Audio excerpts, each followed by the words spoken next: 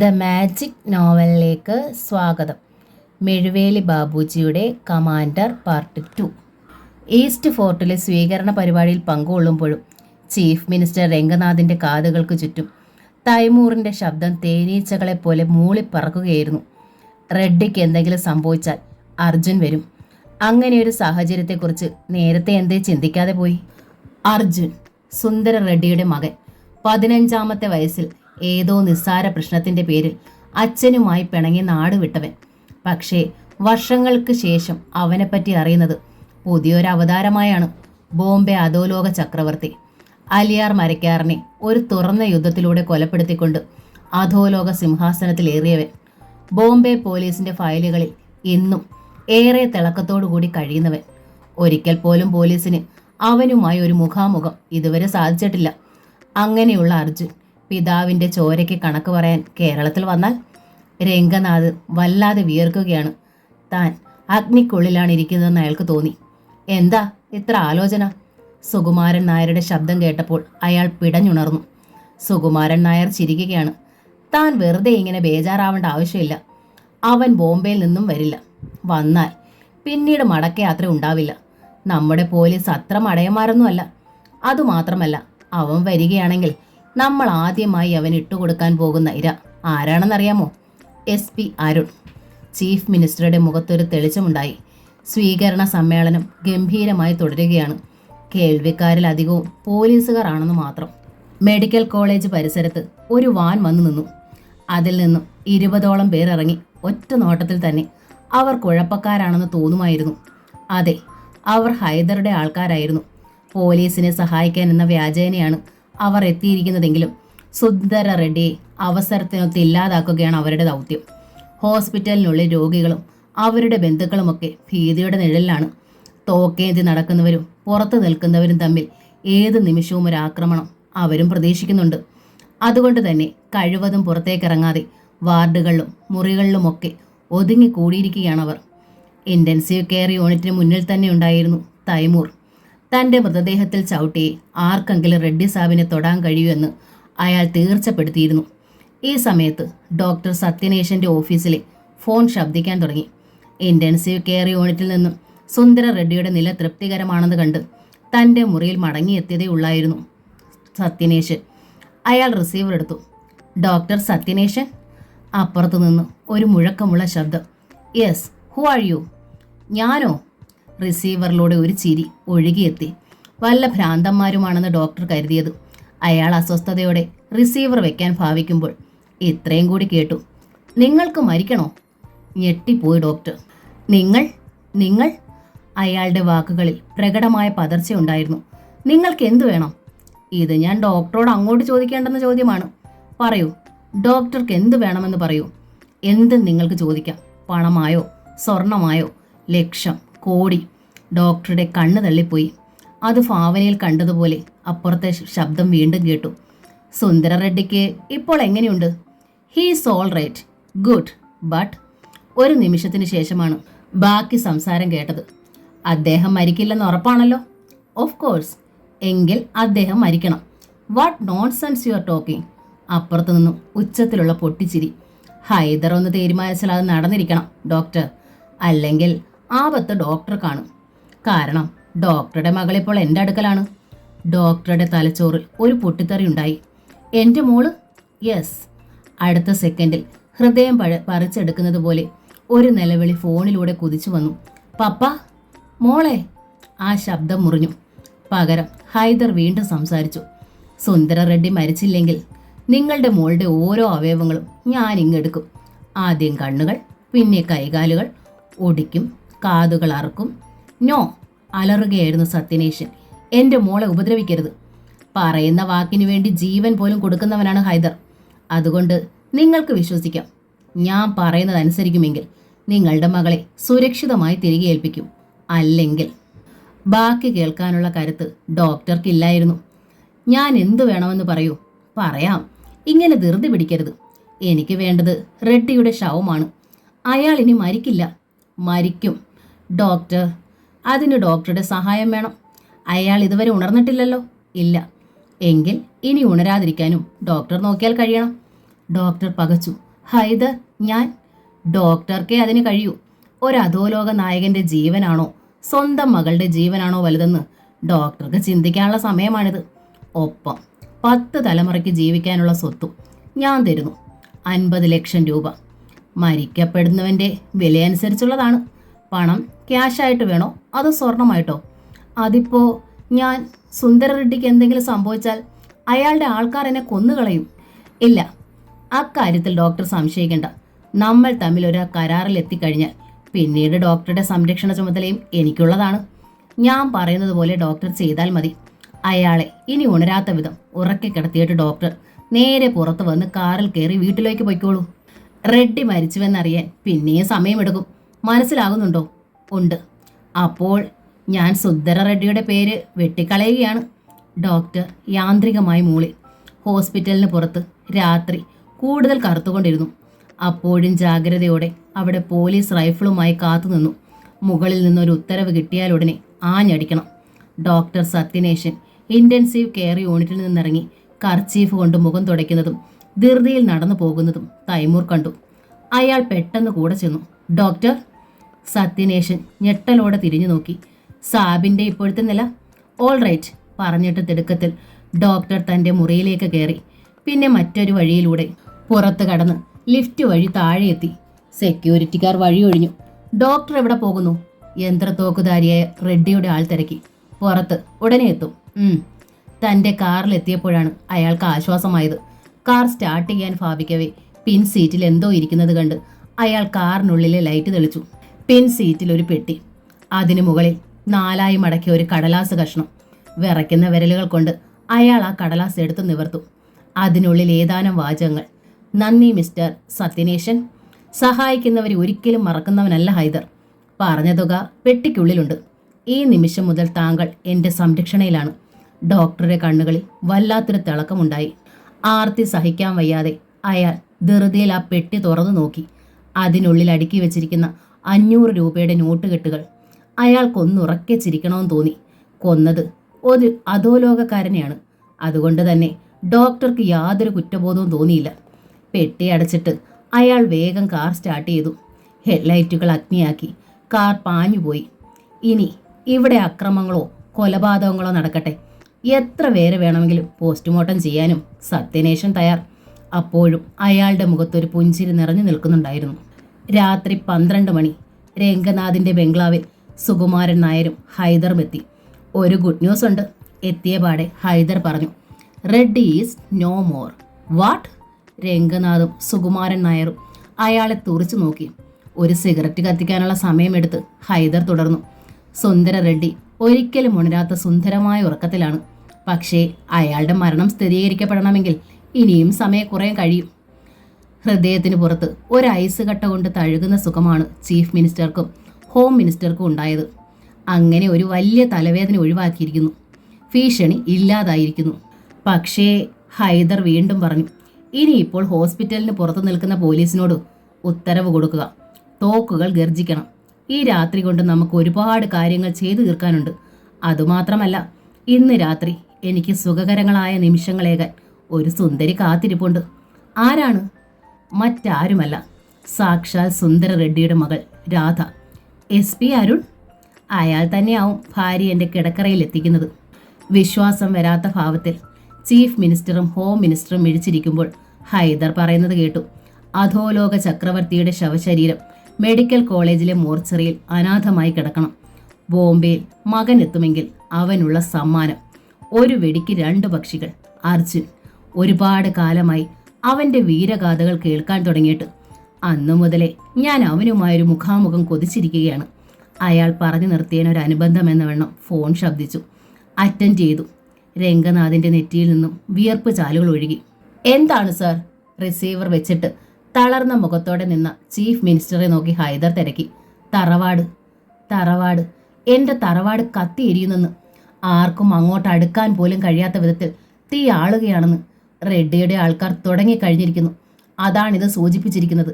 പോട്ടെന്നേ, അടച്ചിട്ടിരിക്കുകയായിരുന്നില്ലേ തറവാട്? അവിടെ മനുഷ്യരാരും ഉണ്ടായിരുന്നില്ലല്ലോ. ഒരു വേലക്കാരൻ. അവൻ പോട്ടെ, അവൻ്റെ വീട്ടുകാർക്ക് 1 ലക്ഷം കൊടുത്തേക്കാം, സുകുമാരൻ നായർ ആശ്വസിപ്പിച്ചു. പക്ഷേ പ്രശ്നം അതല്ല. എൻ്റെ സമ്പാദ്യങ്ങളിൽ നല്ലൊരു പങ്ക് അതിനുള്ളിൽ തന്നെയായിരുന്നു. അത് മുഴുവൻ പോയി. എങ്കിൽ ഇനിയിപ്പോൾ ഒന്നും ചിന്തിക്കാനില്ല. ഹൈദർ സുകുമാരൻ നായരെ നോക്കി. മെഡിക്കൽ കോളേജിൽ കഴിയുന്ന തൈമൂറിനെ എത്രയും വേഗം കസ്റ്റഡിയിലെടുക്കണം. അല്ലെങ്കിൽ അപകടങ്ങളും തീയേരിയലും ഇനിയും ഉണ്ടാകും. പിന്നെ രണ്ടാമതൊന്ന് ആലോചിക്കാൻ സുകുമാരൻ നായരും മെനക്കെട്ടില്ല. IG-യെ ഫോണിൽ വിളിച്ച് അയാൾ ഉത്തരവിട്ടു. Arrest that busters. എത്ര ചോര ഒഴിക്കാലും എനിക്ക് അവനെ കിട്ടണം. ഒറ്റയാൾ പോലും രക്ഷപ്പെടരുത്. പ്രത്യേകിച്ച് തൈമൂർ. അവന് ജീവനോടെ എൻ്റെ മുന്നിലെത്തിക്കണം. ഓപ്പറേഷന് SP അരുണിനെ കൂടി കൂട്ടിക്കോളൂ. Sir, quick. Medical college. 4-5 ഡോക്ടർമാർ ധൃതിയിൽ ഇൻറ്റൻസീവ് കെയർ യൂണിറ്റിലേക്ക് കയറിപ്പോയി. പരിഭ്രാന്തിയോടെ നേഴ്സുമാർ അകത്തേക്കും പുറത്തേക്കും പാഞ്ഞു. തൈമൂറിൻ്റെ നെറ്റി ചുളിഞ്ഞു. അവരുടെ മുഖങ്ങളിലെ പരിഭ്രാന്തി അയാൾക്ക് സംശയം നൽകി. വാതിൽ തുറന്ന് പുറത്തേക്ക് വന്ന ഒരു ഡോക്ടർക്ക് മുന്നിൽ തൈമൂർ നിറഞ്ഞു നിന്നു. എൻ്റെ ചോദ്യത്തിന് സത്യസന്ധമായ ഉത്തരം തന്നിട്ട് പോയാൽ മതി. ഡോക്ടറെ പ്രകടമായ പതർച്ച ബാധിച്ചു. ടെൽമി, ഞങ്ങളുടെ സാബിൻ്റെ നില. തൈമൂറിൻ്റെ കത്തുന്ന കണ്ണുകൾക്ക് മുമ്പിൽ വാക്കുകൾ കിട്ടാതെ ഡോക്ടർ പരിങ്ങി. പറഞ്ഞില്ലെങ്കിൽ താൻ ഇവിടെ തന്നെ പിടഞ്ഞു വീഴും. തൈമൂർ തോക്ക് തിരിച്ചു. ഡോക്ടറുടെ മുഖം വിളറി. ഞാൻ സത്യം പറയാം, കൊല്ലരുത്. ഞാനൊന്നും അറിഞ്ഞതല്ല. പറയടാ. വളരെ പെട്ടെന്നാണ് അദ്ദേഹത്തിൻ്റെ നില പരുങ്ങലായത്. ഇനിയിപ്പോൾ സത്യനേഷൻ എവിടെ? തൈമൂർ അലറി. പോയി സാർ. പോയോ? ഒരടിയേറ്റ് ആ ഡോക്ടർ വേച്ചു പോയി. റെഡ്ഡി സാറിൻ്റെ ജീവൻ രക്ഷിക്കാതെ ഒറ്റ ഒരുത്തിന് പുറത്തേക്ക് പോകരുതെന്ന് തൈമൂർ പറഞ്ഞിരുന്നതല്ലേ? അയാൾ വീണ്ടും തോക്ക് ഉയർത്തി. കൊല്ലല്ലേ സാർ. തൈമൂറിൻ്റെ മനസ്സിൽ ഡോക്ടർ സത്യനേഷൻ തെളിഞ്ഞു. ഇനി അയാൾ മറ്റാരുടെയെങ്കിലും നിർദ്ദേശാനുസരണം കളിച്ചിട്ടുണ്ടോ? തങ്ങളുടെ സാബു മരിച്ചെന്ന് വിശ്വസിക്കാൻ അയാൾക്ക് കഴിഞ്ഞില്ല. ഭ്രാന്തമായ ഒരാവേശത്തോടെ അയാൾ ഇൻസെൻറ്റീവ് കെയർ യൂണിറ്റിലേക്ക് ചെന്നു. റെഡ്ഡിയുടെ ബെഡിനരികിൽ നിന്നിരുന്ന ഡോക്ടർമാരും നേഴ്സുമാരും ചകിതരായി. തൈമൂർ കണ്ടു ബെഡിൽ നിശ്ചലം കിടക്കുന്ന ആ അതികായനെ. ഒരു ചക്രവർത്തിയുടെ ഭാവത്തിൽ കണ്ണുകൾ അടഞ്ഞു. എന്നൊരു വ്യത്യാസമേ ഉള്ളൂ. ഉറങ്ങുകയാണെന്നേ തോന്നും. ഡോക്ടർമാരും നേഴ്സുമാരും ശബ്ദിച്ചില്ല. തൈമൂർ കരയുകയായിരുന്നു. അയാൾ തോക്ക് റെഡ്ഡിയുടെ കാൽക്കൽ വെച്ചു. ആ തണുത്ത കാലുകളിൽ കണ്ണീർ കൊണ്ട് അർച്ചന നടത്തി. ഡോക്ടർമാരും നേഴ്സുമാരും ശ്വാസം അടക്കി നോക്കി നിന്നു. കാണെ തൈമൂറിൻ്റെ ഭാവം മാറി വന്നു. ഞാൻ തുടരുകയാണ്. അയാൾ പിറുപിറുത്തു. അങ്ങ് അവസാനിച്ചു എടുത്തെന്ന് തൈമൂർ തുടങ്ങുന്നു. എൻ്റെ മുന്നിലെത്തുന്നവർക്ക് ഇനി ഒന്നേ ഞാൻ സമ്മാനിക്കൂ, മരണം. അങ്ങ് നശിക്കുന്നത് കണ്ട് സന്തോഷിക്കുന്ന പാർട്ടിക്ക് നേരെ തൈമൂർ ആഞ്ഞടിക്കും. ഹൈദറും രംഗനാഥും സുകുമാരൻ നായരും ഒന്നും ബാക്കി ഉണ്ടാവില്ല. അയാൾ ഗൺ കയ്യിലെടുത്തു. സുന്ദര റെഡ്ഡിയുടെ മുഖത്തേക്ക് വെളുത്ത തുണി വലിച്ചിട്ടു. തൈമൂർ തിരിച്ചു വരും. അങ്ങയുടെ ശവസംസ്കാരത്തിന്, അങ്ങയുടെ നാശത്തിന് കാരണക്കാരായവരെ മുഴുവൻ അങ്ങേ ലോകത്തേക്ക് അയച്ചിട്ട് അങ്ങേക്ക് അവിടെയും അവർ ദാസ്യവേല ചെയ്യണം. തൈമൂർ തോക്കുമായി തിരിഞ്ഞു. ഡോക്ടർമാരെ നേഴ്സുമാരെ നോക്കി. നിങ്ങളുടെ ആരുടെയും മുഖം തൈമൂർ മറക്കില്ല. ഇദ്ദേഹത്തിൻ്റെ അന്ത്യത്തിന് ഏതെങ്കിലും തരത്തിൽ നിങ്ങൾ ഉത്തരവാദികളാണെങ്കിൽ ഞാൻ തിരിച്ചു വരും മുമ്പ് ആത്മഹത്യ ചെയ്തു കൊള്ളണം. അവരങ്ങനെ മരവിച്ച് നിൽക്കുമ്പോൾ അയാൾ പുറത്തേക്ക് പാഞ്ഞു. ഇൻറ്റൻസീവ് കെയർ യൂണിറ്റിൻ്റെ ഗ്ലാസ് വാതിൽ തോക്കിൻ്റെ പാത്തി കൊണ്ടുള്ള അടിയേറ്റ് ചിതറി വീണു. അതുവഴി തന്നെ അയാൾ പുറത്തെത്തി. അയാളുടെ ആൾക്കാർ ഓടിയെത്തി. സാബ് പോയി. അനുയായികൾ നടുങ്ങി. പുറത്ത് റെഡിയാകുകയാണെന്ന് തോന്നുന്നു ഒരു അറ്റാക്കിന്. അങ്ങനെ വന്നാൽ ഇനി നമ്മൾ ഇവിടെ കാത്തു നിൽക്കുന്നതിൽ അർത്ഥമില്ല. രക്ഷപ്പെടണം. നമ്മുടെ ആൾക്കാരോട് വാതിലുകൾ കേന്ദ്രീകരിക്കാൻ പറഞ്ഞേക്കൂ. ബാക്കിയൊക്കെ ഞാൻ ചെയ്തോളാം. അയാൾ പറഞ്ഞു നിർത്തും മുമ്പ് പുറത്തു നിന്നും മെഗാഫോണിലൂടെ SP അരുണിൻ്റെ ശബ്ദം കേട്ടു. തൈമൂർ, നിന്റെ ആൾക്കാരുമായി കീഴടങ്ങുക. അല്ലെങ്കിൽ ദയയുടെ യാതൊരു കണികയും ഞങ്ങളുടെ ഭാഗത്തുനിന്നുണ്ടാവില്ല. തൈമൂർ പല്ല് കടിച്ചമർത്തി. ബാസ്റ്റേഡ്. ഇങ്ങോട്ട് ആക്രമിക്കുന്നതിന് മുമ്പ് അങ്ങോട്ടടിച്ച് കയറുക. അത് തൈമൂറിൻ്റെ രീതി. അയാൾ അനുയായികൾക്ക് നിർദ്ദേശം കൊടുത്തു കഴിഞ്ഞു. പുറത്ത് പോലീസുകാർ ജനങ്ങളെ ആ പരിസരത്ത് നിന്നും അകറ്റി. റെഡ്ഡി സാറിനെ കുറിച്ച് ഒന്നും അറിയാതെ ഞങ്ങൾ പോവില്ല, ജനങ്ങൾ വിളിച്ചു പറഞ്ഞു. ഇപ്പോൾ ഒരു ഏറ്റുമുട്ടലുണ്ടായാൽ ഇവർ കൂടി തങ്ങളെ എതിർക്കുമെന്ന് IG-ക്കും SP അരുണിനും തോന്നി. ഹൈദറുടെ ആൾക്കാരും അവസരം പാർത്തു നിന്നു. നാളെ തിരുവനന്തപുരത്തെ തോക്കിൻ കുഴലിൽ അമർത്തി നിർത്തേണ്ടവനാണ് തങ്ങൾ. അതിന് റെഡ്ഡിയുടെ ആൾക്കാർ മുഴുവൻ ഇല്ലാതായേ തീരൂ. തൈമൂർ, ഇനി നിനക്ക് 10 നിമിഷങ്ങൾ തരും. SP എണ്ണാൻ തുടങ്ങി. 1. പോലീസുകാരുടെ കണ്ണുകളും തോക്കിൻ കുഴലുകളും വാതിലുകൾക്കും ജനലുകൾക്കും നേരെയാണ്. 2. അവർക്ക് ഭിത്തിയെ മറയാക്കി നിറയൊഴിക്കാം. തങ്ങൾക്കോ? 3. പകുതി അടഞ്ഞ ജനാലകൾക്ക് പിന്നിൽ നിന്ന് തൈമൂർ പുറത്തേക്ക് നോക്കി. 4. SP-യുടെ അടുത്ത് തന്നെ IG നിൽപ്പുണ്ട്. 5. SP പറഞ്ഞു തീരും മുമ്പ് ഹോസ്പിറ്റലിൽ നിന്ന് തുടരെ വെടിയൊച്ചകൾ ഉതിർന്നു. തിരികെ വെടിവെക്കാൻ IG ഉത്തരവിടുമ്പോഴേക്കും പോലീസുകാർ പിടഞ്ഞു വീണു തുടങ്ങി. ഫയർ! IG അലറി. പോലീസുകാർ പൊസിഷനിലായി. പൊടുന്നനെ വൈദ്യുതി ബന്ധം നിലച്ചു. അതേ സമയത്ത് തോക്കിൽ കൂടുതൽ ശക്തിയിൽ വെടിയുണ്ടകൾ പായിക്കാൻ തുടങ്ങി. ഇരുളിൽ മിന്നലുകളും ആർത്തനാദങ്ങളും ഉണ്ടായി. ജനറേറ്റർ പ്രവർത്തിക്കാൻ ചെന്ന ആശുപത്രി ജീവനക്കാരൻ തോക്കുകൊണ്ടുള്ള അടിയേറ്റു വീണു. പോലീസുകാരുടെ ആക്രമണത്തിൽ ജനാലകൾ ചിതറി. അതിനപ്പുറത്ത് രോഗികളായി കഴിഞ്ഞവരുടെ ശരീരത്തിൽ വെടിയുണ്ടകൾ തുളഞ്ഞു കയറി. ഹോസ്പിറ്റലിൽ നിന്നുള്ള പ്രത്യാക്രമണങ്ങൾ പെട്ടെന്ന് നിലച്ചു. അതിന്റെ കാരണം പോലീസ് ഉദ്യോഗസ്ഥന്മാർക്കും ഹൈദറുടെ ആളുകൾക്കും മനസ്സിലായില്ല. ഏതാനും മിനിറ്റുകൾ കഴിഞ്ഞാണ് വൈദ്യുതി ബന്ധം പുനഃസ്ഥാപിക്കപ്പെട്ടത്. അപ്പോൾ പോലീസുകാരിൽ നല്ലൊരു ഭാഗം ചോര ഒലിപ്പിച്ചുകൊണ്ട് തറയിൽ കിടക്കുകയായിരുന്നു. റെഡ്ഡിയുടെ അനുചരന്മാരിൽ കുറേ പേരും പെടഞ്ഞു തീർന്നിരുന്നു. ബാക്കിയുള്ളവർ എവിടെ? പോലീസ് ഹോസ്പിറ്റലിനുള്ളിൽ ഇരച്ചു കയറി. ഏതാണ്ട് റെഡ്ഡിയുടെ ആൾക്കാരാണെന്ന് തോന്നിയ 20ഓളം പേരുടെ ശവശരീരങ്ങൾ കണ്ടെടുത്തു. ഹൈദർക്ക് സന്തോഷിക്കാനുള്ള വക അക്കൂട്ടത്തിലില്ലായിരുന്നു. തൈമൂർ ഇരുട്ടിനെ മറയാക്കി അയാൾ രക്ഷപ്പെട്ട് കഴിഞ്ഞുവെന്ന് അവർക്ക് മനസ്സിലായി. വിവരം ഉടനെ ഹൈദർക്കും സുകുമാരൻ നായർക്കും ഒക്കെ നൽകി. തൈമൂർ രക്ഷപ്പെട്ടു. എങ്കിലും ഹൈദർക്ക് ഭയമില്ലായിരുന്നു. തൻ്റെ വസതിയിൽ അയാൾ കാത്തിരുന്നു. SP അരുണിൻ്റെ കാർ ഏതു നിമിഷവും എത്തിച്ചേരാം. അതിൽ അവളുണ്ടാകും, രാധ. ഒരിക്കൽ തൻ്റെ സ്വപ്നമായിരുന്നവൾ. തനിക്ക് അവളെ തരാൻ മനസ്സില്ലെന്ന് തൻ്റെ മുഖത്ത് നോക്കി പറഞ്ഞവൻ ഇന്ന് മെഡിക്കൽ കോളേജിൽ മൃതദേഹമായി മാറിയിരിക്കുന്നു. ഹൈദർ നന്നായി മദ്യപിച്ചിരുന്നു. ഇപ്പോൾ സമയം എത്രയായി? 2 മണിയോ അതോ 3? അയാൾ അസ്വസ്ഥനായി. SP-യുടെ വീട്ടിലേക്ക് ഫോൺ ചെയ്തു. വേലക്കാരനാണ് റിസീവർ എടുത്തത്. അവർ പുറപ്പെട്ടിരിക്കുന്നു എന്ന് പറഞ്ഞപ്പോൾ മനസ്സ് തുടിച്ചു. പറ്റില്ല എന്ന് പറഞ്ഞു. അരുൺ കുറെ എതിർത്ത് നോക്കി. ഒരു പെണ്ണിന് വേണ്ടത് നൽകാൻ കഴിവില്ലാത്തവൻ എന്തിനു വെറുതെ അവളെ കൊണ്ട് നടക്കുന്നു? ഹൈദർ ചിരിച്ചു. എന്തൊരു ജന്മമാണ് അവൻ്റേത്. എന്നാലും മറ്റാരും തൊടുന്നത് അവന് സഹിക്കില്ല പോലും. സഹിക്കണ്ട. പക്ഷേ ഹൈദറെ അനുസരിക്കാതിരുന്നാൽ നാളെ അവനൊരു SP-യുമല്ല, കോപ്പുമല്ല. ഹൈദർ ഒരു സിഗരറ്റ് കത്തിച്ചു. പുറത്ത് കണ്ണിൽ അഗ്നിയുമായി നിൽക്കുന്ന കാവൽക്കാരുണ്ട്. ഗേറ്റിൽ ഗൂർഖയുണ്ട്. തൈമൂറിന് പ്രാധാന്യം കൊടുത്തേ മതിയാകൂ. ഒരു വാഹനത്തിന്റെ വെളിച്ചം ജനൽ ചില്ലുകളിൽ പ്രതിഫലിച്ചു. അതവനാണ്, SP അരുൺ. ഗേറ്റ് കടന്ന് പോർച്ചിൽ നിന്ന കാറിൽ നിന്നും ആദ്യം ഇറങ്ങി വന്നത് അരുണാണ്. ഇറങ്ങി വാ, അയാൾ പറഞ്ഞു. മടിച്ചാണ് രാധ ഇറങ്ങിയത്. നമ്മളെന്തിനാ ഇവിടെ വന്നത്? അവൾ ചുറ്റും നോക്കി. പറയൂ, വരാം. വിസിറ്റിംഗ് റൂമിൽ ഹൈദറെ കണ്ട് രാധ നടുങ്ങി. ആഹാ, SP-യുടെ സുന്ദരിയായ പളുങ്കുപാത്രം. അയാൾ ഉച്ചത്തിൽ ചിരിച്ചു. രാധയുടെ തല കുനിഞ്ഞു.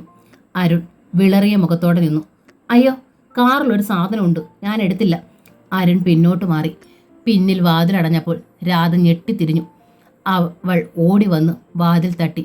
അരുൺ, അരുൺ ചേട്ടാ. പുറത്ത് കാർ സ്റ്റാർട്ട് ചെയ്യുന്നതാണ് അവൾ കേട്ടത്. അവൻ പോയടി, ഹൈദർ പറഞ്ഞു. ഞാൻ എന്നെ ഏൽപ്പിച്ചിട്ടാണ് പോയത്. അയാൾ അവളുടെ തൊട്ടടുത്തെത്തി കഴിഞ്ഞിരുന്നു.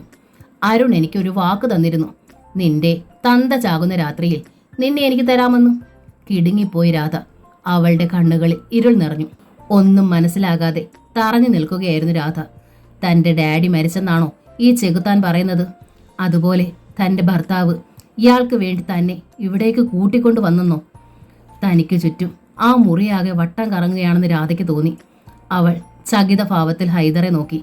അയാൾ അപ്പോഴും ചിരിക്കുകയായിരുന്നു. ലഹരി ബാധിച്ച ചിരി. നമുക്ക് മുന്നിൽ സമയം കുറവാണ്.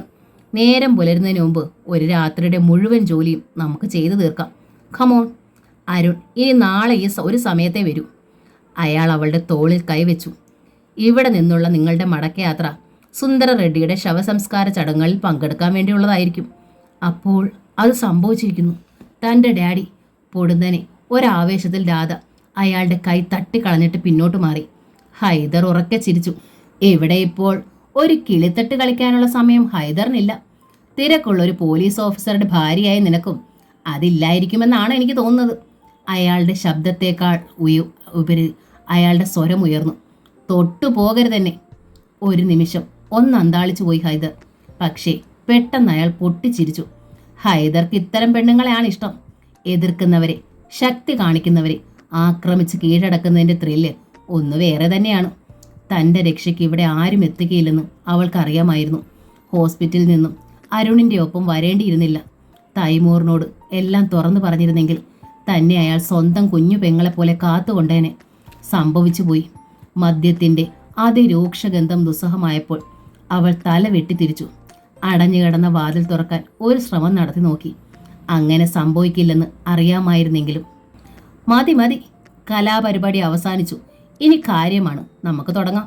ഹൈദർ, രാധ വെട്ടിത്തിരിഞ്ഞു. എൻ്റെ ഡാഡിയെ നിങ്ങൾ വധിച്ചെങ്കിൽ അതിന് നിങ്ങൾ നൽകേണ്ട വില കനത്തതായിരിക്കും. ബോംബെയിൽ നിന്ന് എൻ്റെ ഏട്ടനെത്തും, പിന്നെ നിങ്ങളുണ്ടാവില്ല. അതിൻ്റെ കൂടെ പെങ്ങളെ നശിപ്പിച്ചെന്നുകൂടി അറിഞ്ഞാൽ എന്താടി? അലറിക്കൊണ്ട് ഹൈദർ കൈ നിവർത്തി. ഒറ്റയടിയായിരുന്നു. രാധയുടെ കണ്ണുകൾ അടഞ്ഞുപോയി. തളർച്ചയോടെ അവൾ ഭിത്തിയിലേക്ക് ചാരി. ഹൈദർ ഒരു കൊച്ചുകുട്ടിയെ എടുക്കുന്ന ലാഘവത്തോടെ അവളെ എടുത്ത് തോളിലിട്ടുകൊണ്ട് തൻ്റെ ബെഡ്റൂമിലേക്ക് നടന്നു. അവൾ കൈകാലിട്ട് അടിച്ചു പിടഞ്ഞു. അയാളുടെ പുറത്തിടിച്ചു. അതൊന്നും അയാൾ ശ്രദ്ധിച്ചതേയില്ല. രാത്രിയുടെ അവസാന യാമങ്ങൾ. തൈമൂറിൻ്റെ വീട്ടുമുറ്റത്ത് ചില വാഹനങ്ങൾ ബ്രേക്ക് ചെയ്തു. അതിൽ നിന്നും തോക്കുധാരികളായ കുറേ പേർ ചാടിയിറങ്ങി. എന്തോ ശബ്ദം കേട്ട് അയാളുടെ ബാപ്പ ഞെട്ടി ഉണർന്നു. വാതിലിൽ ശക്തിയായി തട്ടുന്നു. ആരാ? മുറിയിലെ ലൈറ്റ് തെളിച്ചുകൊണ്ട് അയാൾ തിരക്കി. നിന്റെ ബാപ്പ. വാതിൽ തുറക്കടാ നായെ. ഞെട്ടിപ്പോയി ആ വൃദ്ധൻ. ബഹളം കേട്ട് അയാളുടെ ഭാര്യയും മകൾ സുഹറയും ഉണർന്നെണീറ്റ് വന്നു. ആരാ ബാപ്പ? സുഹറ നിലവിളിയോടെ ചോദിച്ചു. അറിയില്ല മോളെ. ഹമീദിന്റെ ശബ്ദം വിറച്ചു. തൈമൂറിന്റെ ഒറ്റ പെങ്ങളാണ് സുഹറ. അടുത്ത പ്രദേശത്തൊന്നും അവളെപ്പോലൊരു സുന്ദരിയില്ല. ഇപ്പോൾ ഫസ്റ്റ് PDCക്ക് പഠിക്കുകയാണവൾ. വാതിൽ ഇപ്പോൾ തകർന്നു വീഴുമെന്ന് തോന്നി. അമ്മയും മകളും ഹമീദിനെ കെട്ടിപ്പിടിച്ചു നിന്നു. അടുത്ത സെക്കൻഡിൽ വാതിലിലെ വെടിയുണ്ടകൾ ഒരരിപ്പയാക്കി മാറ്റി. മൂവരും സ്തബ്ധരായി. തകർന്ന വാതിൽ ചവിട്ടി തുറന്ന് അവർ അകത്തെത്തി. അനേകം തോക്കിൻ കുഴലുകൾ അവർക്ക് നേരെ നീണ്ടു. എവിടെ അവൻ? തൈമൂർ. ഏറ്റവും മുന്നിൽ നിന്നിരുന്ന നീണ്ട മുടിയുള്ളയാൾ തിരക്കി. ഞങ്ങൾക്കറിയില്ല. ദേ, കള്ളം പറഞ്ഞ് ഞങ്ങളുടെ അടുക്കൽ നിന്ന് രക്ഷപ്പെടാമെന്ന് കരുതരുത്. അയാളുടെ കണ്ണുകൾ സുഹറയെ തൊട്ടൊഴിഞ്ഞു. അവൾ ഭയത്തോടെ ഹമീദിന്റെ പിന്നിലേക്ക് മാറി. മര്യാദയ്ക്ക് പറഞ്ഞോ, അവൻ എവിടെ? സത്യമാണ് ഞങ്ങൾ പറഞ്ഞത്. അവൻ ഒരു പക്ഷേ സുന്ദര സാബിന്റെ അരികിൽ കാണും. അത് കേട്ട് അവർ ഉറക്കെ ചിരിച്ചു. മൃതദേഹത്തിന് നിങ്ങളുടെ മകന്റെ കൂട്ടെന്തിനാ? അവർ നടുങ്ങി. സുന്ദരം റെഡ്ഡി മരിച്ചോ? നിങ്ങൾ പറയുന്നത്? ഇനിമേൽ റെഡ്ഡിയുടെ പേര് പോലും ഉച്ചരിച്ചു പോകരുത്. അങ്ങനെ ചെയ്യുന്നവന്റെ നാവ് ഞങ്ങൾ അറുത്തെടുക്കും. ഇനി പറയേണ്ട പേര് ഹൈദറുടേത്. പക്ഷേ ഞങ്ങൾക്കിപ്പോൾ അറിയേണ്ടത് സുന്ദരം റെഡ്ഡിയുടെ കമാൻഡർ എന്ന് വിളിക്കാൻ വീമ്പിളക്കിയിരുന്ന നിങ്ങളുടെ മകൻ ആ ഭീരു എവിടെയാണെന്നാണ്. അവൻ ഭീരുവല്ല, എങ്ങും ഒളിച്ചിരിക്കുകയുമില്ല. ഹമീദ് അഭിമാനത്തോടെ പറഞ്ഞു. അത് തീരുമാനിക്കുന്നത് നീയാണോടാ കിഴട്ട് നായെ? ചോദിച്ചത് നീണ്ട മുടിക്കാരൻ്റെ സ്റ്റൈൻ ഗണ്ണിൻ്റെ പാത്തി പാറി വന്നു. അതൊരു ഉൽക്കയുടെ ശക്തിയിൽ ഹമീദിൻ്റെ മുഖത്ത് പതിച്ചു. അയാൾ അലറിക്കരഞ്ഞു. മൂക്കിലൂടെയും വായിലൂടെയും ചോര ചീറ്റി. അടർന്നു തെറിച്ച 2 പല്ലുകൾ രക്തം പുരണ്ട് തറയിൽ കിടന്നു. പിന്നോട്ട് വേച്ചു വെച്ച ഹമീദിൻ്റെ ഭാര്യയും മകളും താങ്ങി. എൻ്റെ ബാപ്പയൊന്നും ചെയ്യല്ലേ? അയാളെ തറയിൽ കിടത്തുന്നതിനിടയിൽ സുഹറ യാചിച്ചു. ഒരിക്കൽ കൂടി തോക്ക് ഉയർന്നു താണു. ഹമീദിൻ്റെ വലത് കാലിലെ അസ്ഥി തകർന്നു. അയാൾ അലറിപ്പിടഞ്ഞു. അതിലും ഉച്ചത്തിൽ സ്ത്രീകളുടെ ശബ്ദമുയർന്നു. കരയേ, തൊള്ള കീറി കരയേ. നീണ്ട മുടിയുള്ളവൻ പരിഹസിച്ചു. ആ നായിൻ്റെ മോൻ ധീരനല്ലേ? നിങ്ങളെ രക്ഷിക്കാൻ വരുന്നതെന്ന് കാണട്ടെ. സത്യമായിട്ടും എൻ്റെ ഇക്ക നിങ്ങളെ കൊല്ലും. കരച്ചിലിനിടയിൽ സുഹറ വിളിച്ചു പറഞ്ഞു. ഓഹോ, എങ്കിലതൊന്ന് കാണണമല്ലോടി. അയാൾ അവളെ പിടിച്ചുയർത്തി കൂട്ടുകാർക്ക് നേരെ എറിഞ്ഞുകൊടുത്തു. തൽക്കാലം നീ ഞങ്ങളുടെ കൂടെ നിൽക്ക്. ഈ രാത്രി പുലരും മുമ്പ് നിന്റെ ആങ്ങള ഞങ്ങളുടെ മുന്നിൽ എത്തിയില്ലെങ്കിൽ പിന്നെ നോക്കണ്ട. അവർ അവളെ പുറത്തേക്ക് വലിച്ചഴിച്ചു. എൻ്റെ മോളെ വിടടാ. അസഹ്യമായ വേദനയ്ക്കിടയിലും ഹമീദ് ഗർജിച്ചു. അതിന് മറുപടിയായി ഒരുവൻ ഷൂസ് അണിഞ്ഞ കാൽ കൊണ്ട് അടിയേറ്റ് തകർന്ന കാലിൽ ആഞ്ഞു ചവിട്ടി. ഉമ്മ. ഹമീദ് ഒന്ന് പിടഞ്ഞു. പിന്നെ അബോധാവസ്ഥയിലായി. ഓളെ കൊണ്ടുപോകരുത്. എൻ്റെ തൈമൂറിൻ്റെ പുന്നാര പെങ്ങളവള്. ബീവാത്തു ഭർത്താവിൻ്റെ അരികിൽ നിന്ന് എണീറ്റ് കൊടുങ്കാറ്റ് പോലെ അവരുടെ നേരെ പാഞ്ഞെടുത്തു. അതേ നിമിഷത്തിൽ തോക്കുകൊണ്ട് നെഞ്ചിൽ ഒരു ഉഗ്രൻ ഇടികിട്ടി. ഭർത്താവിൻ്റെ മുകളിലേക്ക് തന്നെ അവരും വീണു. ഇപ്പോൾ നിങ്ങളെ കൊല്ലാതെ വിടുന്നത് തൈമൂർ എത്തിച്ചേരുമ്പോൾ ഞങ്ങൾ ഇവിടെ വന്ന് ഇവളെ കൊണ്ടുപോയി എന്ന വിവരം പറയാനാണ്. അവനെ ഞങ്ങൾക്ക് വേണം, ഈ രാത്രി പുലരും മുമ്പ് തന്നെ. സുഹറയെ അവർ വാനിലേക്ക് വലിച്ചു കയറ്റി കഴിഞ്ഞിരുന്നു. വാഹനങ്ങൾ അകന്നുപോയി. വെള്ളം വെള്ളം ഹമീദിന്റെ ചുണ്ടുകൾ മന്ത്രിച്ചു. പക്ഷെ അത് കേൾക്കാൻ ബീവാത്തും ഉണ്ടായിരുന്നില്ല. അവരുടെ ജീവൻ അങ്ങേ ലോകത്തേക്ക് പോയി കഴിഞ്ഞിരുന്നു. കിഴക്ക് വെള്ള കീറി തുടങ്ങിയപ്പോഴാണ് തൈമൂർ പാത്തും പതുങ്ങിയും തൻ്റെ വീടിനടുത്തെത്തിയത്. ചുറ്റും പോലീസും ഹൈദറിൻ്റെ ആൾക്കാരുമാണ്. ഇവിടെ വരെ എത്തിയത് തന്നെ എത്ര പേരുടെ കണ്ണു വെട്ടിച്ചാണ്. റോഡിലൂടെ തലങ്ങും വിലങ്ങും പായുകയാണ് പോലീസ് വാഹനങ്ങൾ. ഇനി അവർക്ക് വേണ്ടത് തന്നെയാണ്. സുന്ദര റെഡ്ഡിയെക്കുറിച്ച് ഓർത്തപ്പോൾ തന്നെ അയാൾക്ക് വല്ലായ്മ തോന്നി. ആശുപത്രിയിൽ വെച്ചുണ്ടായ ഏറ്റുമുണ്ടലിൽ തങ്ങളുടെ എത്ര പേർ പോയി ആവോ? നടുക്കുന്ന മറ്റൊരു സത്യം അറിയാനും വൈകി. തങ്ങളുടെ കൂടെയും ഹൈദറുടെ ചോറ് തിന്നുന്നവന്മാരുണ്ടായിരുന്നു. അവന്മാരെയൊക്കെ ഇപ്പോൾ ഹൈദറുടെ തണലിലായിരിക്കും. എന്നാലും ഒന്നിനെയും താൻ വെറുതെ വിടില്ല. കണ്ണിന് കണ്ണ്, പല്ലിന് പല്ല്. സുന്ദര സാബിന്റെ ചോരയ്ക്ക് അവർ ഉത്തരം പറഞ്ഞേ മതിയാകൂ. അതുവരെ തൈമൂർ ബാക്കി കാണും. ചുറ്റുപാടും ആരുമില്ലെന്ന് ഉറപ്പുവരുത്തിയിട്ട് തൈമൂർ തന്റെ വീട്ടുവളപ്പിൽ കയറി. മുറിയിൽ ലൈറ്റ് തെളിഞ്ഞിരിക്കുന്നതും വാതിൽ തുറന്നു കിടക്കുന്നതും കണ്ടപ്പോൾ ഒന്ന് സംശയിച്ചു. ഇനി ഒരുപക്ഷെ സുഹറ വെളുപ്പാങ്കാലത്ത് പഠിക്കാൻ എണീറ്റതാണെന്നോ അയാൾ ചിന്തിക്കാതിരുന്നില്ല. പക്ഷേ വാതിക്കലെത്തിയ തൈമൂർ കിടുങ്ങിപ്പോയി. തറയിൽ ചലനമറ്റ് കിടക്കുന്ന രണ്ട് ശരീരങ്ങൾ, ബാപ്പയും ഉമ്മയും. തറയിൽ ചോര പടർന്നിരിക്കുന്നു. ഉമ്മ! അലർച്ചയായ ശബ്ദം പുറത്തു വന്നു. അതിന് ഇരുവരിൽ നിന്നും പ്രതികരണമൊന്നും ഉണ്ടാകാഞ്ഞപ്പോൾ തോക്ക് കളഞ്ഞിട്ട് അയാൾ അകത്തേക്ക് കുതിച്ചു കയറി. ഉമ്മ! ഉമ്മ! പക്ഷേ ബീവാത്തുവിന്റെ ശരീരം മരവിച്ചു കഴിഞ്ഞിരുന്നു. തൈമൂർ ബാപ്പയെ താങ്ങി. ബാപ്പാ! ബാപ്പാ! നാഡീ സ്പന്ദനമുണ്ട്. അയാൾ കുലുക്കി വിളിച്ചു. എന്താ ബാപ്പ ഉണ്ടായത്? തൈമൂറാ ചോദിക്കുന്നത്. കണ്ണു തുറക്കു ബാപ്പ. പെട്ടെന്ന് നടുക്കത്തോടെ അയാൾ പെങ്ങളെക്കുറിച്ച് ഓർത്തു. സുഹ്റ! മോളെ സുഹ്റ! ഇക്ക എന്നൊരു വിളി ഉയർന്നില്ല. ബാപ്പയുടെ കണ്ണുകൾ പതിയെ തുറന്നു വരുന്നത് തൈമൂർ കണ്ടു. അയാളുടെ നെഞ്ചിടി പേറി. എന്താ ബാപ്പ ഉണ്ടായത്? അയാൾ ഉദ്വേഗഭരിതനായി. അവര് വന്നു. ഹമീദിന്റെ തളർന്ന ശബ്ദം. ആര്? ഹൈദറുടെ ആൾക്കാർ. അവർക്ക് നിന്നെ വേണം. ഞങ്ങൾക്കറിയില്ലെന്ന് പറഞ്ഞപ്പോൾ സുഹ്റയും കൊണ്ടുപോയി. അവളെ രക്ഷിക്കണം മോനെ. നിന്റെ ഉമ്മ പോയി. അവര് കൊന്നു. ഞാനും പോകുക. നിന്റെ പെങ്ങള്, എൻ്റെ സുഹ്റ, അവള് നീ. വാക്കുകൾ മുറിഞ്ഞു. ഹമീദ് ഒന്നുകൂടി പെടഞ്ഞു. പിന്നെ ശാന്തം. തന്നോട് വിവരം പറയാൻ മാത്രം ബാപ്പയുടെ ജീവൻ കാത്തു നിൽക്കുകയായിരുന്നെന്ന് തൈമൂറിന് തോന്നി. സുഹ്റ, അവൾ എവിടെ? എല്ലാവരും തനിക്ക് നഷ്ടമാവുകയാണ്. തൈമൂർ ബാപ്പയുടെ ശരീരം തറയിൽ കിടത്തി. സുഹ്റയ്ക്ക് ഒന്നും സംഭവിക്കരുത്. അയാൾ എണീറ്റു. വലിച്ചെറിഞ്ഞ തോക്ക് കടന്നെടുത്ത് അയാൾ ഒരിക്കൽ കൂടി ഉമ്മയുടെയും ബാപ്പയുടെയും മൃതദേഹങ്ങളിലേക്ക് നോക്കി. മനസ്സുകൊണ്ട് അയാൾ അവർക്ക് അന്ത്യപ്രണാമങ്ങൾ അർപ്പിച്ചു. ഹൈദർ, നീ എൻ്റെ ബാപ്പയും ഉമ്മയും കൊന്നു. എൻ്റെ പെങ്ങളെ തട്ടിക്കൊണ്ടുപോയി. എൻ്റെ ദൈവമായിരുന്ന റെഡ് സാബിനെ തകർത്തു. ഇനി ഒരിക്കലും നിനക്ക് മാപ്പില്ല. ഞാൻ വരുന്നു നിനക്കുള്ള സമ്മാനവുമായി. തൈമൂറിൻ്റെ കണ്ണുകൾ കത്തിയെരിഞ്ഞു. അണപ്പല്ല് ഞെരിഞ്ഞു. മനസ്സിലേക്ക് ഒരു വലിയ അഗ്നിപർവ്വതത്തെ ആവാഹിച്ച് കൊടുങ്കാറ്റ് കണക്കെ അയാൾ പുറത്തേക്ക് പാഞ്ഞു. നേരം പുലരുകയാണ്. സൂക്ഷിച്ചു നോക്കിയാൽ ആളറിയാം. ഫോൺ ശബ്ദിച്ചു. ഹൈദർ ഞെട്ടി ഉണർന്നു. സമീപത്തു നിന്നും വിങ്ങൽ കേട്ടു. ക്രൂരമായൊരു സംതൃപ്തിയോടെ അയാൾ തലതിരിച്ചു. മുന്നിൽ കുത്തിയിരുന്ന് ഏങ്ങി കരയുകയാണ് രാധ. കാൽമുട്ടുകൾക്കിടയിൽ മുഖം പൂഴ്ത്തി അവൾ ഏങ്ങലടിച്ച് കരയുന്നു. അഴിഞ്ഞുലഞ്ഞു കിടക്കുന്ന തലമുടിക്കുള്ളിലാണവൾ. അവൾ തനിക്ക് സമ്മാനിച്ച മണിക്കൂറുകൾ ഒരിക്കലും മറക്കാൻ പറ്റാത്തതാണെന്ന് ഹൈദർ ഓർത്തു. ജീവിതത്തിൽ ആദ്യമായാണ് ഇത്തരമൊരു പെണ്ണുമായി ബന്ധപ്പെടുന്നത്. നുകരും തോറും നുരയുന്ന മധുവാണവൾ. ഇനിയും ഇവളെ തനിക്ക് ഇവിടെ കൊണ്ടുവരേണ്ടി വരും. താൻ പറഞ്ഞാൽ അരുൺ അനുസരിക്കും.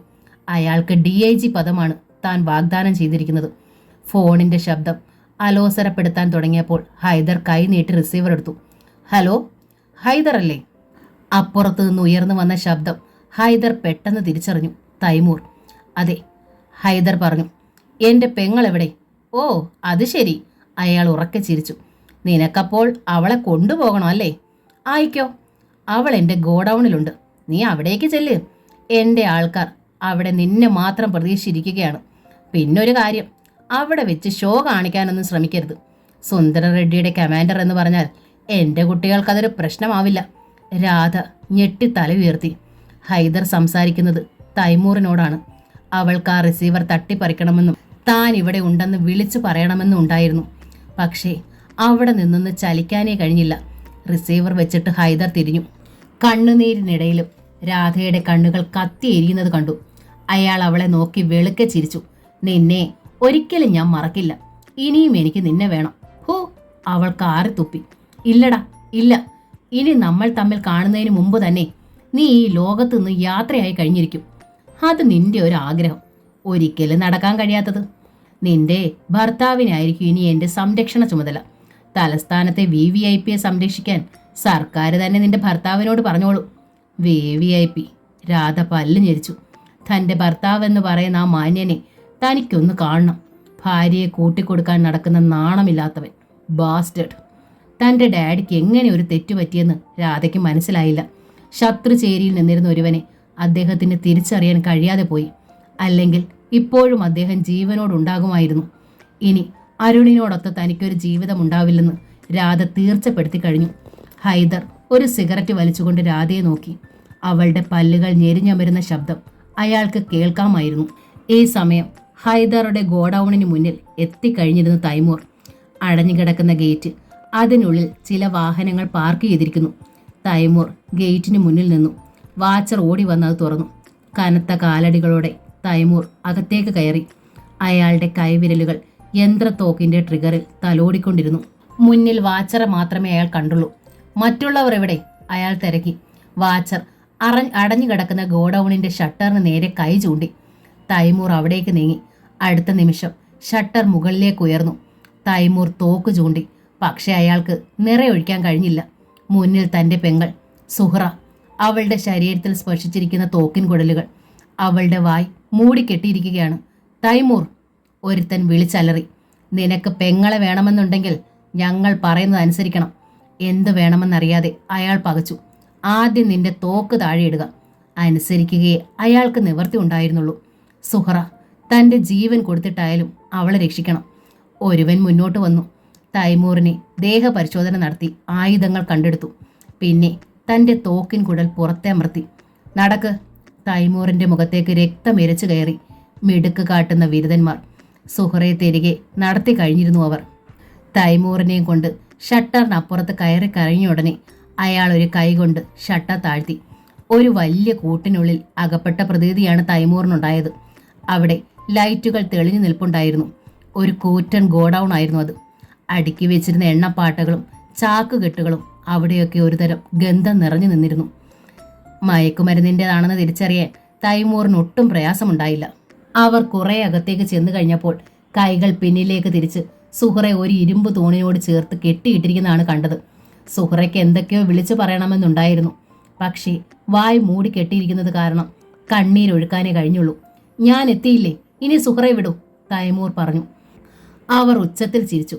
നീ ആരാടാ ചക്രവർത്തിയെപ്പോലെ ഞങ്ങളോട് കൽപ്പിക്കാൻ? പിന്നിൽ നിന്നവൻ തോക്കിന്റെ പാത്തി കൊണ്ട് തൈമൂറിന്റെ പുറത്തടിച്ചു. വല്ലാത്തൊരു നിലവിളിയോടെ അയാൾ മുന്നോട്ട് കമിഴ്ന്നു വീണപ്പോൾ മറ്റുള്ളവരുടെ തോക്കുകളും ഉയർന്നു താണു.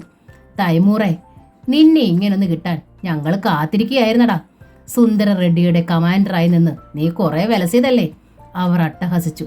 ഇവർ തന്നെ കൊലപ്പെടുത്തുമെന്ന് തൈമൂറിന് ഉറപ്പായി. അവിടെ കിടന്നുകൊണ്ടൊന്ന് വട്ടം കറങ്ങി അയാൾ അവരിൽ ഒരുവനെ ചവിട്ടി വീഴ്ത്തി. പിന്നെ ഞൊടിയിടയിൽ അയാളെ തൻ്റെ ശരീരത്തിലേക്ക് വലിച്ചിട്ട് തോക്കുകൊണ്ടുള്ള ഇടികൾ തടഞ്ഞു. അടിയേൽക്കുന്നത് തങ്ങളുടെ ആളിനാണെന്നറിഞ്ഞപ്പോൾ അവർ നിർത്തി. ആ ഒരു നിമിഷം തൈമൂറിനെ സംബന്ധിച്ചിടത്തോളം വളരെ വിലപ്പെട്ടതായിരുന്നു. അയാൾ കുതിച്ചുയർന്നു. തൻ്റെ മുകളിലുണ്ടായിരുന്ന ശത്രു ഒരു ചാക്കുകെട്ട് പോലെ മലർന്നു വീഴുന്നത് അയാൾ മിന്നായം പോലെ കണ്ടു. ഹൈദറുടെ ആൾക്കാർ തൈമൂറിനെ കുറിച്ച് ഇത്രയും പ്രതീക്ഷിച്ചിരുന്നില്ല. കയ്യിൽ കെട്ടിയൊരു തോക്കുമായി അയാൾ ശത്രുക്കളെ ആക്രമിച്ചു. നായിൻ്റെ മോന്മാരെ! അയാളുടെ അലർച്ച അവിടെ നടുക്കം കൊണ്ടു. തൈമൂറിനെ കുറിച്ച് നിന്റെ ഒന്നും മേലാളന്മാർ പറഞ്ഞു തന്നിരുന്നില്ലേ? തോക്കുകൊണ്ടുള്ള അടിയേറ്റ് ഒരുവന്റെ തോളെല്ല് തകർന്നു. അടുത്തവന്റെ പല്ലുകൾ ചിതറിത്തെറിച്ചു. തൈമൂർ സംഹാര താണ്ഡവമാടുകയായിരുന്നു. ഒരുവൻ പിന്നിൽ നിന്ന് അയാളുടെ കഴുത്തിൽ കൈമുറുക്കി. തൻ്റെ കയ്യിലിരുന്ന തോക്ക് അയാൾ ശക്തിയിൽ പിന്നോട്ടിടിച്ചു. ശത്രുവിൻ്റെ വാരിയെല്ല് തകർന്നു. കഴുത്തിലെ പിടിവിട്ട് അയാൾ വേച്ചു വീണു. പക്ഷേ പിന്നിലൂടെ മറ്റൊരപകടം. തൈമൂർ അതറിഞ്ഞില്ല. പാഞ്ഞു വന്ന തോക്കിൻ്റെ പാത്തി അയാളുടെ ശിരസിൽ ആഞ്ഞു വീണു. തൈമൂർ ഒന്നലറി. അയാളുടെ ശിരസ് പിളർന്ന് ചോര ചീറ്റി കയ്യിൽ നിന്ന് തോക്ക് വഴുതി. ശിരസിൽ നിന്ന് ഒലിച്ചിറങ്ങിയ ചോര കണ്ണുകൾക്ക് മുകളിൽ ഒരു പാടയായി മാറി. തൈമൂർ ഒരു മദ്യപാനിയെപ്പോലെ ആടിക്കുഴഞ്ഞ് കാൽമുട്ടുകൾ മടങ്ങി തറയിൽ കമിഴ്ന്നടിച്ചു വീണു. തിരുവല്ലം സുന്ദര റെഡ്ഡിയുടെ ഫ്ളാറ്റിനെ ചുറ്റിയുള്ള കനത്ത മതിൽക്കെട്ടിനുള്ളിലേക്ക് പോലീസ് വാഹനങ്ങൾ കുതിച്ചെത്തി. വാച്ചർ നിസ്സഹായനായിരുന്നു. ഏറ്റവും മുന്നിലുണ്ടായിരുന്ന കാറിൽ SP അരുണായിരുന്നു. വാഹനങ്ങൾ ഒരു ഇരുമ്പലോടെ അവിടെ ബ്രേക്ക് ഇട്ട് നിന്നു.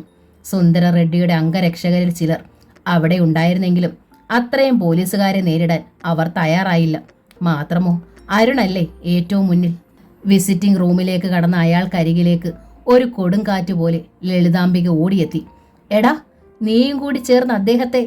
അവർ അയാളുടെ യൂണിഫോമിൽ പിടിച്ച് ശക്തിയായി കുലുക്കി. അരുൺ നിശ്ചലനായി നിന്ന് തൻ്റെ അമ്മായിയമ്മയുടെ മുഖത്തേക്ക് ഉറ്റുനോക്കി. അയാൾക്ക് പിന്നിൽ എന്തിനും തയ്യാറായി നിന്ന പോലീസ് പട. സെർച്ച്, അരുൺ ശബ്ദിച്ചു. മോനെ, ലളിതാംബിക ചങ്ക് തകർന്നതുപോലെ വിളിച്ചു. ഷട്ടപ്പ്, അയാളുടെ സ്വരം കടുത്തു. കമാൻഡർ എന്ന നോവലിൻ്റെ ഈ ഭാഗം ഇവിടെ പൂർണ്ണമാവുകയാണ്. ഈ നോവൽ നിങ്ങൾക്ക് ഇഷ്ടമായെങ്കിൽ ലൈക്ക് ചെയ്ത് ഷെയർ ചെയ്ത് സബ്സ്ക്രൈബ് ചെയ്യണേ. Thank you.